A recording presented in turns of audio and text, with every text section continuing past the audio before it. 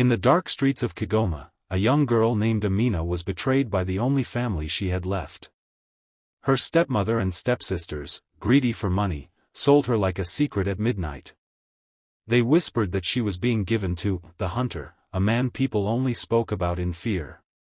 No one ever came back alive once taken by him. Amina's heart pounded as rough hands shoved her into a black SUV. She pressed her face to the cold window, her tears sliding down her cheeks. The city outside was quiet, but in the silence it felt like the walls themselves were whispering about her fate. Inside the car, she hugged herself, trying to stop her shaking.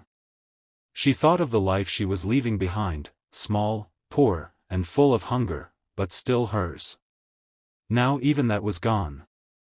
Her stepfamily hadn't even looked back when they pushed her away. To them she was nothing but a price.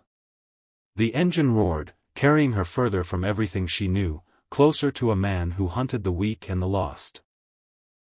Every turn of the road felt like a nail in her coffin. She wanted to scream, but no sound came out. In the stillness of the night, her innocence ended, stolen in exchange for money she would never see.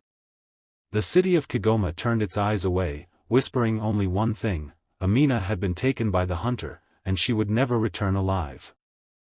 The car finally slowed after what felt like endless hours on the road. Amina's body was stiff, her eyes swollen from crying, but fear kept her awake.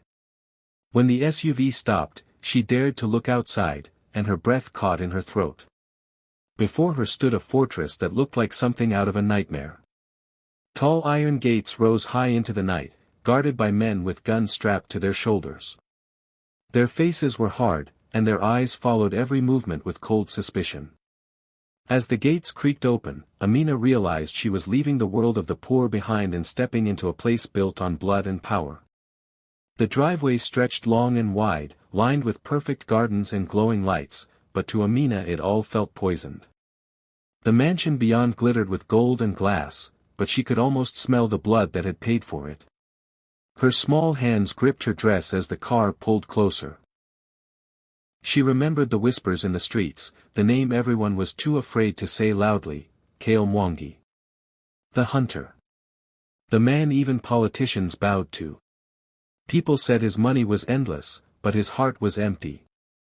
People said he could destroy anyone with just one word.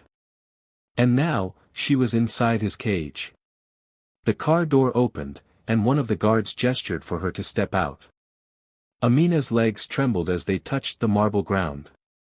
She felt small, like a rabbit dropped into a den of wolves. Every corner of the fortress breathed danger. Inside, chandeliers sparkled above her head, and floors gleamed like mirrors, but the beauty only made her feel more trapped. This was not a home, it was a palace of power where fear ruled. She thought of running, but where would she go? The guards were everywhere, their guns glinting under the lights. Her heart raced as footsteps echoed through the hall. She knew he was coming. The hunter. The man who now owned her fate. She wanted to scream, to fight, but all she could do was breathe and pray. When the doors opened and she was led deeper into the fortress, Amina understood the truth. She was not just a girl sold by her family anymore. She was a prisoner in the house of the most feared man in Lusaka. Her world had changed in a single night, and there was no turning back. Every whisper in the city was right: Kale Mwangi was a king of shadows, a man whose power spread like a curse. And now, she was standing at the heart of his empire, with nowhere to hide. In that moment, as the silence pressed down on her, Amina knew one thing: she was no longer just living for survival. She was living in the lair of the hunter, and every step she took from here could decide whether she lived or disappeared forever. The doors of the grand hall opened with a heavy sound, and Amina's breath caught in her throat. She had prepared herself to see a monster. She imagined a man with blood dripping from his hands, with sharp teeth and a cruel laugh, the kind of beast children whispered about to scare each other. Her heart thumped painfully in her chest as footsteps echoed closer. When Kale Mwangi finally appeared, she froze. He was not what she expected. He was tall, his presence filling the room like thunder. His face carried deep scars, lines carved into his skin that told stories of violence and survival. His eyes were sharp, piercing, almost burning through the space between them. There was cruelty in those eyes, yes, but behind it lingered something she did not understand, something heavy, like sorrow he could not hide. The room seemed to shrink under his gaze. The guards lowered their eyes, afraid to meet his face. This was the hunter, the man the city feared more than death itself. They called him the hunter because he chased his enemies without mercy. Anyone who betrayed him was hunted down like prey until nothing was left of them. People disappeared when they crossed him, their names only remembered as warnings.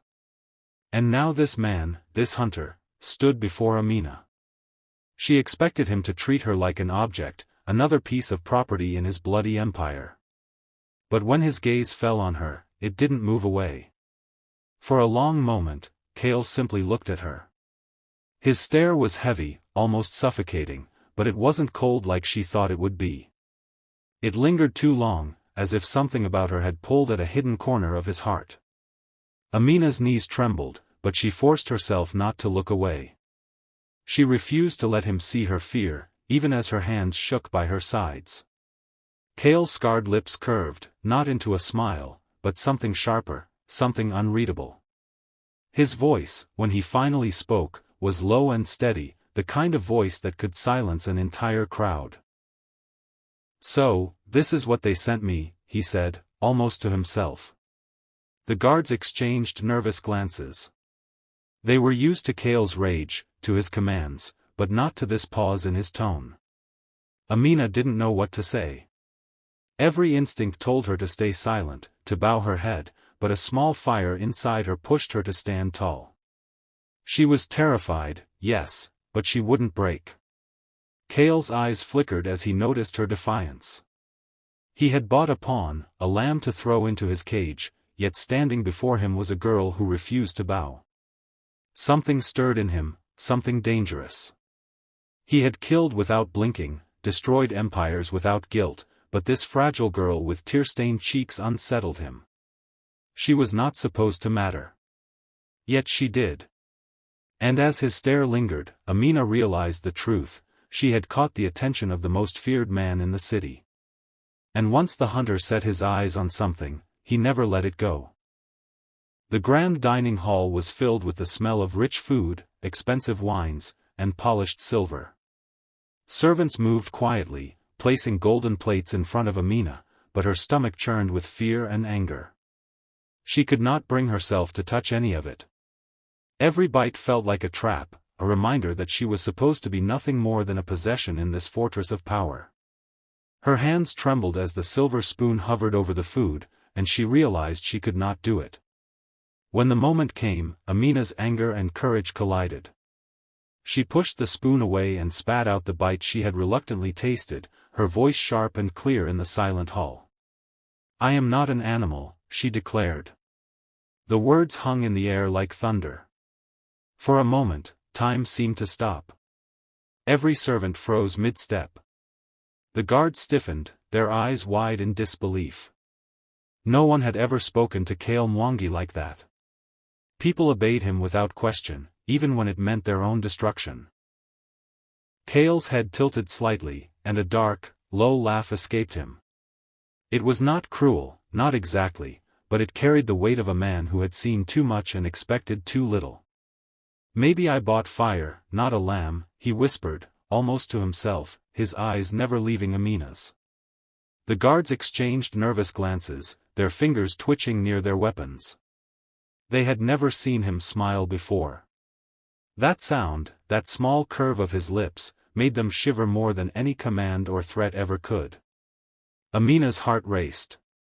She had expected punishment, perhaps even violence, but instead, the hunter seemed intrigued. Her defiance, her refusal to submit, had sparked something inside him. It was dangerous, yes, but it also gave her a strange sense of power.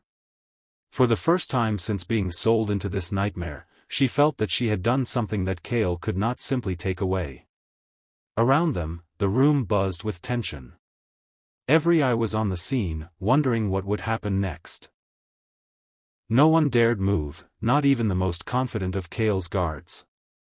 Amina's voice had broken the silence of fear, and in doing so, had shifted the balance in the room.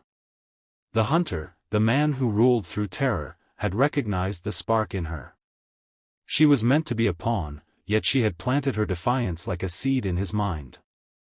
As Kale leaned back in his chair, still smiling in that dark, unreadable way, Amina realized something: fear was not the only thing that ruled this fortress. Courage, even from someone as small and powerless as her, could ripple through walls of gold and steel. That night, she had made a mark, not just on Kale, but on herself. She had stood, spoken, and refused to be owned, and the hunter had noticed. The first clash had begun, and nothing would ever be the same. Amina soon realized that Kale Mwangi's empire, as terrifying as it seemed, was not as unshakable as the city believed. She started noticing things she had never imagined: the tension in the halls, the guarded whispers, the sharp glances exchanged between men in expensive suits. At night, when the fortress grew quiet, she could hear snippets of conversations through slightly open doors.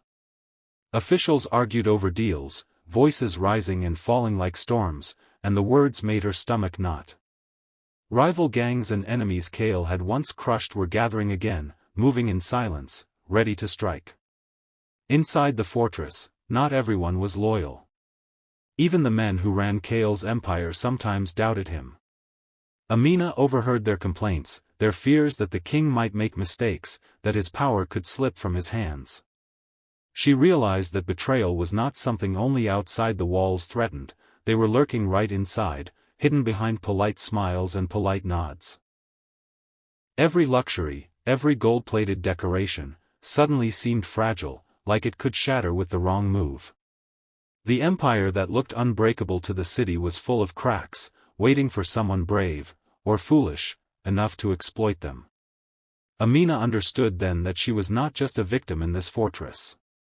Her arrival had a purpose. Her stepfamily had sold her, yes, but she had been thrown into the very heart of a storm she barely understood. If she played her part carefully, observed, and acted with courage, she might influence what happened next. Every secret she uncovered, every choice she made, could tip the balance between survival and destruction. The walls around her were lined with danger, but they also hid opportunity. She watched Kale move through his empire, the powerful hunter who seemed untouchable, and realized even he was vulnerable. He trusted very few people, and those he did trust might betray him. Every whispered conversation she overheard painted a clearer picture: the city feared him, yes, but his enemies were clever, patient, and hungry for his fall. Amina's fear mixed with a strange spark of determination. If she could navigate the web of power, she could survive, and maybe even shape the outcome of this dangerous game. Night after night, as she lay in her small room in the fortress, Amina thought about her choices. She knew she could not escape easily, not yet, but she could watch, learn, and prepare. The hunter's empire was powerful, but even the strongest things have cracks, and the smallest spark can turn them into fire. Amina realized her life, stolen from her in Kigoma, had placed her in a position where courage and cunning might make her more than a pawn. She might become the one who decided whether Kale's empire would endure, or burn. One quiet night, the fortress felt different. The usual hum of guards and servants was gone, replaced by a strange stillness that pressed against Amina's chest. She followed Kale through the dimly lit halls, her curiosity stronger than her fear. He led her to a small, private room, far from the eyes and ears of the empire he commanded. There, for the first time, he spoke not as the feared hunter everyone whispered about, but as a man carrying a lifetime of pain. Kale's voice was low, almost a whisper, but every word hit Amina like a stone. He told her about his past, a story no one in the city could imagine. Years ago, his family had been betrayed by the very politicians who now ruled Lusaka. The people he had trusted, the people who should have protected his blood, had turned against him in one violent night. That betrayal had taken everything: his home, his parents, even the innocence of the life he might have lived.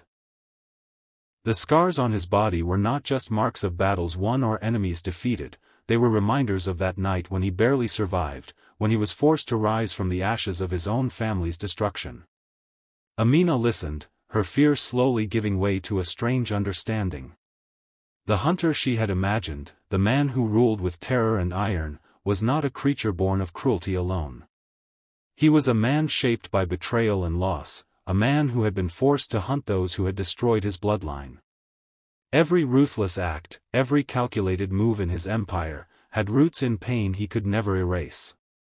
For the first time, Amina saw past the legend, past the stories of fear whispered in the streets. She saw the cracks beneath the armor, the sorrow behind the piercing eyes, and the loneliness hidden beneath his power. Kale's confession did not make him weak in her eyes, it made him human. She realized the hunter was a man who had been broken and rebuilt, each scar a testimony of survival. The fear she had felt, the terror that had pressed her against the walls of his fortress, softened into something else, empathy, mixed with caution.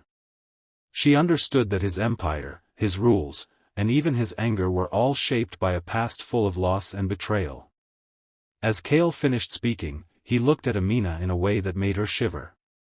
It was not the cold stare of the hunter that terrified the city, it was a look filled with history, with memory, with a sorrow that could burn like fire. In that moment, Amina realized something powerful, she was no longer just a pawn in his game. She was standing in front of a man who had survived hell and built an empire from the ruins, a man who was both dangerous and broken. And in understanding him, she understood that power, fear, and pain could exist together, and that her role in this story might be more important than she ever imagined. The night of the attack began like any other.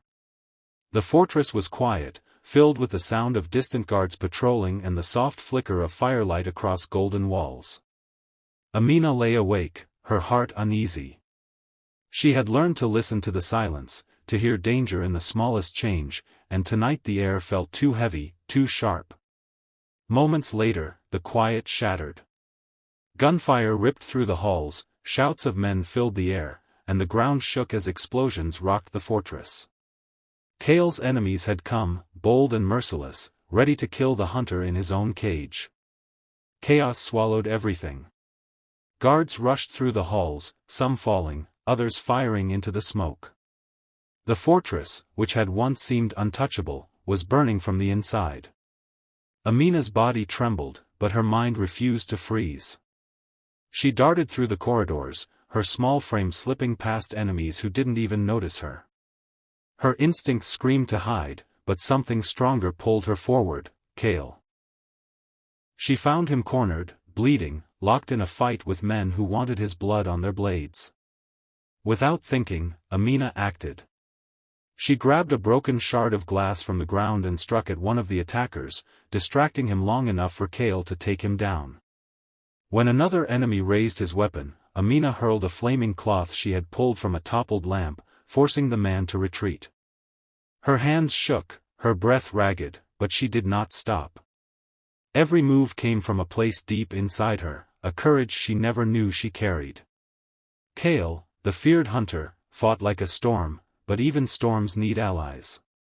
And that night, his ally was the poor girl who had once been sold like cattle. Together, they pushed back the intruders, their wills burning brighter than the fire that spread across the fortress. By the time the smoke cleared and the last enemy fled, Amina's dress was torn, her face smudged with ash, her eyes wild with adrenaline. She looked down at her hands, stunned by what she had done. She had not hidden, she had not cowered, she had fought. When Kale turned to her, silence fell heavy between them. His chest rose and fell with ragged breaths, blood staining his scarred skin, but his eyes were fixed on Amina. He did not see a servant or a pawn. He did not see a girl who had been sold to him like an object. He saw the only person who had dared to stand beside him in the fire, who had risked her life to save his. The fortress was scarred, the night filled with betrayal, but something new had been born in the smoke. Amina was no longer just a frightened girl from Kigoma. She had stepped into the fire and proved herself in the heart of danger. And Kale, for the first time in years, looked at someone not with suspicion or control, but with respect. The Grand Council chamber was filled with power. Men in fine suits sat around the long table, their voices low but sharp, discussing business, betrayal, and blood. Amina stood silently at the edge of the room, her presence barely acknowledged. To them, she was still the poor girl brought into the fortress by chance, a pawn in a game too big for her. But tonight, everything changed. Kale rose from his seat, his scarred face unreadable, his eyes cold and steady. The room fell silent as he spoke. "The girl they sold to me will never be my slave," he said, his voice cutting through the air like a blade. Then he paused, letting the weight of his words sink into every ear. "She is my equal." The silence broke into chaos. Whispers filled the chamber, sharp and frantic. Some men looked outraged, others terrified, but none could hide their shock. For years, Kale had been untouchable, the ruthless hunter who bowed to no one. And now, in front of them all, he had raised a girl from the slums to stand beside him. Amina's heart raced, her breath catching in her throat. She could feel every eye on her, the disbelief, the envy, the fear. The city that had once pitied her, the people who thought she would vanish like smoke, now had to see her as something else entirely. She was no longer the girl sold for survival. She was standing beside the most feared mafia king, not as property, but as power. That night, destinies shifted. Kale's and hers, bound together. From pawn to queen, Amina had rewritten the game, and the whole city would bow to it.